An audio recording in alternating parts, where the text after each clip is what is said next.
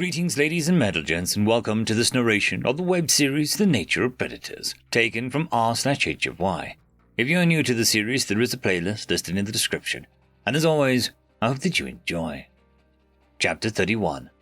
Memory Transcription, Subject Governor Tava of the Venlo Republic.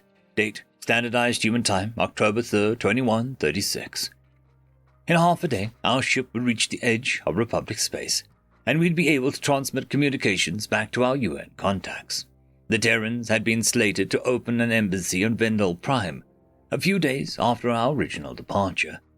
That meant that they would have full diplomatic staff on world and would be available to help humans aboard. Many Terran nations requested their own embassies, so they could conduct their affairs as separate entities. While I liked the Predators, I wasn't giving out an absurd 198 embassies versus every other species' singular site. Humans were welcome to bicker amongst themselves about who could send their own diplomat corps, and how to divide the turf, if they must. I had no interest in making their discordance my business. My focus was on smoothing over both our relations with the Federation. It was also a priority to stabilize my friend's mental health, especially after weeks of isolation and boredom. Learning how the human mind coped with stress would be useful down the road. After careful consideration of the astronaut's mannerisms, I decided there was no major cause for alarm. All of our research showed that humans were highly social creatures. Ambassador Noah perked up just from having new conversation partners at hand. A few days to unwind, in the company of his own people, and he'd be begging to get back into the field. He only needed to recharge his batteries, as the Terran said. Noah's excelled in quite an uncomfortable position, volunteering with the belief that he would be a martyr, standing in as a representative for his whole species. That kind of pressure has to pile up. In conclusion, the International Space Station proved that humanity can cooperate in the stars. The Predator was finishing a story I'd heard before. He had had rapt audience with the Mazik passenger. That scientists see our beautiful Earth differently from above. The ISS was our first foothold off-world. It paved the path for lunar colonies and set a precedent of joint exploration. So then, why has your planet still not united under a single banner, Noah? You do not care for distant members of your species without a, shall I say it, stellar view? Came a scoffing response. When the President Kupo's question reached my ears, I was concerned that other diplomats would voice similar concerns. The Mazik still seemed leery of the human, despite being thrice the weight of the Predator. No offense to Noah, but I am pretty sure the beige prey animal could knock him out with the stamp of his flat paw, easily. Humanity's internal divisions were a disquieting issue to the galaxy as a whole. The newcomers seemed to be trying to work up the courage to ask about it for days. When the external threat of predation in our formative years, prey species had to maintain unity. Cooperation was our bread and fruit spread, so to speak. Indulging in petty squabbles would have gotten us killed. I've seen several exit interviews with various leaders before we left signal range to Alpha. Many dissenters cited Earth's disputes as proof that the Predators were incapable of cooperation. It was their main evidence that the primates were still warlike and disagreeable. Humans evolved in a lot of small tribes, which later became nation-states. These each have their own distinct cultures, beliefs, music, stories, cuisines, and languages, the Terran ambassador replied, leaning back in his seat. It would be losing part of our heritage to renounce that, and because of our differing viewpoints, we don't always agree on how things should be done. Capo flared his trunk. Why can you not maintain your practices under a common entity?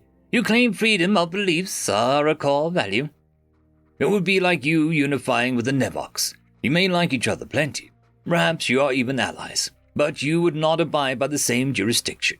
We have common forums, alliances, and trade agreements, so the Nakonus was quite mistaken in thinking we do not speak the language of diplomacy. We work together when it matters. It didn't escape my notice that Tosa, the Nevok representative, was watching with interest. The Sivkit, Xerillian, and Util occupants were also observing the exchange. None of them were being subtle, with how their ears were swiveled towards the Predator. The other Federation diplomats had flown with Russell in a separate ship, too daunted to embark on a human-infested vessel. Cooper was just the only one bold enough to voice what they were all thinking. Now the floodgates are open, I thought. I'd better be ready to intervene if Noah gets overwhelmed. Predator Noah, please forgive my impatience, Laulo, the Yotel diplomat, spoke in a measured tone. The uplifted had given the human a wide berth, but at least was able to meet the startling gaze. Do humans still fight wars when you, disagree? Sometimes. One always hopes those quarrels can be resolved with words.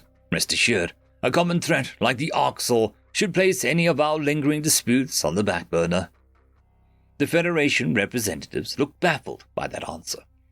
As I learned early on, the national affairs of Earth were a complex matter. It was imprudent to deal with any nation individually, since that would be construed as favoritism. Most of the humans' rhetoric was posturing, but they were always locked in jealous competition. It was strange how human tribes, perceiving their interests as separate, they had much more in common than divided them, and they even seemed to recognize their folly when asked. It was one of the several areas I had pointed out to renowned neuroscientist Ija for closer study. I suspect the human temper can run much hotter, much quicker than ours, Josen offered in a matter-of-fact tone. None of my research suggests their end goal is the loss of life. It is just the result of aggression. Their predatory inclination is to deal with the perceived threat through violence rather than fleeing. Not fully accurate, Doc. Humans have a fight-or-flight response, Noah growled. We can panic or freeze just like you. It varies from person to person, and what temperament they have. Some of us are wholly incapable of aggression. A contemplative silence fell over our entourage. The Chowsen scribbled something in the sketchbook. The last tidbit was news to me, too. I assumed aggression was part of every predator's natural makeup, since that ferocity facilitated their ancestors' survival. Were there really some humans as timid and anxious as us, that cowered at threats like Venlal? If so, it was obvious Noah was not one of those humans. While the ambassador was skilled at masking his emotions, hostility seeped through whenever he saw the Venlal threatened. Its source was almost paternal. The look in his eyes at first contact, when he watched the Greys tormenting our pups, was apoplectic. Lots of compassionate humans were angry when they saw those videos. I wish we were home, so the Federation could meet the volunteer doctors and aid workers. It's been too. A rattling noise hummed through the ship, jolting me out of my thoughts. This time, it was more insistent than its previous occurrences throughout the journey. There was no reason for the ship deployed a year ago should experience issues, but it roused some worries nonetheless. Hey, Tava, not to stir up panic, but is that grating sound normal? The Terran ambassador asked. Something felt off with the shuttle. Since it took flight, the Predator's unease validated my suspicions. I was inclined to propose further investigation, even though we were one territory away from home. The last thing we needed was to be stranded in space, with a bunch of skittish diplomats and an inoperable ship. I tilted my head. No, it's not. I'm going to run some ship diagnostics, sir, just to be safe. Laulo raised a peach-colored paw. It's coming from the cooling shaft. We should take a look there. As if you know, Tosa scoffed. It'd hardly trust your ilk to fix a sailboat. The printing press is a novelty to you primitives. Were your ancestors born with spaceships? Noah glowered at her, and the Nebok froze under his ocular intensity. I don't know we were graced by the presence of a species who were endowed with divine knowledge. Tosa quivered, her icy fur rising along her hackles. We found our way on our own. We didn't have everything handed to us. You Yodel would have learned on their own with time. You interfered in their natural development so that they could join your war. Are you daft, Predator? The Arcs don't give a grain of salt about natural development, and neither do you. With your insensitive and tone-deaf comments, how the feck did you become a diplomat? Laulo looked aghast at the Predator's vehement defense of his species. I think he assumed that the ambassador didn't know the Yotel's origins, but it was obvious the human had done his homework. The marsupial was likely surprised that the Terran would side with him, especially when he was accustomed to verbal beatdowns from fellow diplomats. It was apparent that Noah had lost all patience with the vitriolic rhetoric towards the uplifted, Tosa's condescension singled the yodel out at every turn, rubbed my friend the wrong way. However noble his outburst, the last thing we needed for him was to alienate an influential ally. The Nevox could be a crucial supplier of resources and ship parts to Earth. Axley, the Svivkit representative, was sobbing from the primate's raised voice. She had yet to speak a word to Noah, only introducing herself to the rest of us while he was asleep. A shouting match wasn't the way to calm her nerves either. "Stop it, the both of you," I hissed. "Every second we spend bickering, the Orcs will win. Let's be respectful to each other, all right?" The human drew a shuddering breath. "My apologies, Governor. I'm not the type to stand idle while someone else is mocked and bullied." "It's not mockery, Predator. It's merely stating the facts," Tosa said. "My name is not Predator. It's Noah, Ambassador Williams. Or, if that's too fecking difficult, I'll settle for human." "Oh, sorry about that," Lulo muttered. The human snorted. "You're fine. At least you use my name." The Nevok curled a lip. "Predator is just a word which does describe you. You're too defensive, Noah." "So you can pronounce it. Fascinating." Despite my best efforts, the two of them were still at each other's throats. Whoever managed the Terran relations with the Nevok Imperium, it couldn't have involved Noah in any way. The human was so incensed by his counterpart's attitude that he hadn't noticed Axley balling up into a fetal position. I believed he would have backed down if he realized the fright an ire had caused. "Not another word!" I swished my tail in frustration. "Noah, you are coming with me, alone, and that's not up for discussion. I'm going to run a diagnostic, and we'll see if Laulo's intuition is correct." The Terran ambassador opened his mouth to argue, but then followed my pupils towards the sniveling Sivkit. His expression softened, replaced by a worried furrow of his brow. The agitation might have undone any progress with the Mazik too. President Cooper had inched away from the human and was trying to comfort Axley with soothing words. The timid female was unresponsive, rocking back and forth. "At least the Zerulean friend seemed to enjoy that," I mused. "Cousin was trying to be the ship's stenographer during that whole exchange." Noah lowered his gaze and strode over to me with dejection. The Predator risked a glance over his shoulder, making eye contact with Laulo. The Marsupio mouthed his gratitude, and the Terran's posture relaxed. He gave the yodel a slight nod of acknowledgement before shuffling into the cockpit. I hovered by the ship's computer, pulling up the troubleshooting module. It would take several seconds to complete a cursory scan, which would give Noah's temper time to blow over. I hoped that nothing was amiss with the vessel. The implications of a defect would be unpleasant. I didn't scare you, did I, Tava?"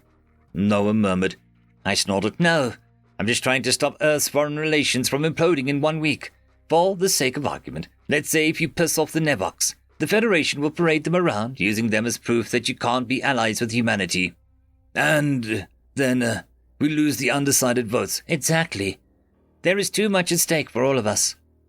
A soft beep indicated that the diagnostic was complete, and we returned our attention to the computer.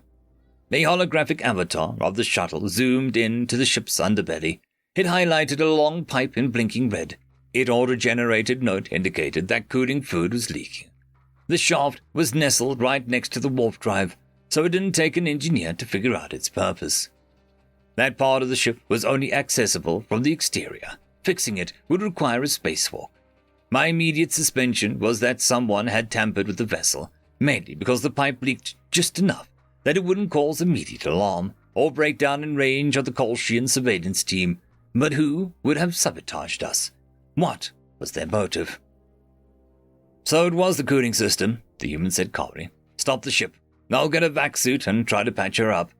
I flicked my ears. "No, you need to stay here and keep an eye on everyone." "Why?" "I suspect foul play, deliberate damage. If it's one of the species on board, they could be trying to lure you off ship. That way, they can take all of us out without having to fight a predator." Noah squinted in confusion. It was refreshing that Ambassador didn't panic at the first hint of danger. His reaction was cool and calculating. The human lacked a full understanding of the situation, and I suspected he disliked the uncertainty more than the peril. "That makes zero sense. Who would do such a thing?" "I don't know. That's what I want to find out. If our vessel went missing in no man's land, with all the humanity's allies on board, you know who would foot the blame?" He frowned. "Always me, isn't it?" I flicked my ears in acknowledgement. Noah shook his head in disgust. Unfortunately, humanity had no shortage of enemies within the Federation. The two of us needed to talk it over and work out anyone who could have a possible angle. Ruling out the 5 species on board was our top priority, since they would be an immediate threat. Of course, it could be someone on Russell's ship. I wonder if they ran into any trouble, or if this was only targeted at the human, I thought. I don't know where to start. I slammed a paw on the console, stressed at this prospect of ship-wide interrogation. There could be any number of parties involved, someone inside or outside our group, an ally or an enemy. How do we even begin to narrow the field? Let's start with who we think it couldn't be, Noah growled. Can we clear anyone on the ship? Someone we can account for, or almost certain they're fine? I trust Chosen, really. I don't know about him. He's never been unkind to you, which is saying a lot. That's exactly why he's suspicious, Tava. He's too nice. What if he's up to something? The Ceruleans were the only ones to reach out before the vote. Also, as you know, we do an awful job controlling our instincts. Chosen couldn't fake not being afraid of a predator. He pranced up to you while his head was dripping with blood. The ambassador tapped his foot a few times, and a touch of relief flickered in his brown eyes. It saddened me that mistreatment was so commonplace for him, that normal interactions triggered alarm bells in his head. The Cerulean scientist was the only person I'd seen attempt to squash his instincts in his first meeting with the human. If we trusted Chosen, bringing him into the loop might not be the worst idea. 3 minds were better than 2, and he was intelligent enough to not jump to conclusions. Besides, someone needed to mend the cooling shaft damage. I would volunteer, except that with my technical know-how, I was more likely to make the warp core spontaneously combust. The fewer people know the true reason of our predicament, the better. Let's hope Chosen can keep his mouth shut when asked. Sharing my suspicions with the entire ship would only incite panic, and lead to infighting and accusations. Knowing how paranoid some species were about predators, they would find a way to blame Noah, because, obviously, the nefarious human would cripple his ride home after weeks of imprisonment for some illusionary goal. It made perfect sense, if you didn't think about it. I sighed. Do not tell anyone anything, other than what we're fixing a minor problem. I'm going to go fetch Chosen. The human nodded. If anyone could sniff out deceit, it would be an observant predator like Noah. One way or another, we were going to get to the bottom of this debacle. I supposed it was too much to ask for the introductions to be smooth sailing, and for Earth to attain some genuine allies without any hiccups. When I ascertained the responsible party, they were going to receive some harsh retribution, courtesy of the Human-Vendel Alliance. End of chapter. I would quickly like to thank the Tier 5 members, Marky, Cam Maxwell, Casper Arnholtz, Oakfield, Lord Azrakul, and It's Difficult to Pronounce. Thank you very much.